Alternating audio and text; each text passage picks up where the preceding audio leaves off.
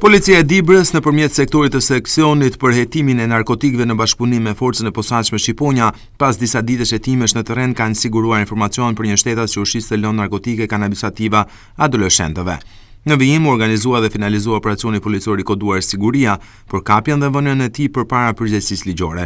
Gjatë operacionit, shërbimet e policisë kapën në flagrancë në lagjen Nazmir Ushiti dhe arrestuan shtetasin LK 22 vjeç, banues në Peshkopi në tentativë për të shitur doza kanabisi. Gjatë kontrollit fizik ndaj tij u gjet një sasi lëndë e dyshuar narkotike kanabis e ndarë në doza gati për shitje, si dhe një shumë parash që dyshohet se janë përfituar nga kjo veprimtari kriminale. I riu ishte mbajtur në vëzhgim prej ditësh teksa uniformat blu të Dibrës synuan kapjen e tij në kushtet e flagrancës në veprimtarinë kriminale të prodhimit dhe shitjes së lëndëve narkotike. Materialet procedurale i referuan prokurisë pranë gjykatës së shkallës së parë të jurisdiksionit të përgjithshëm Dibër për veprime të mëtejshme.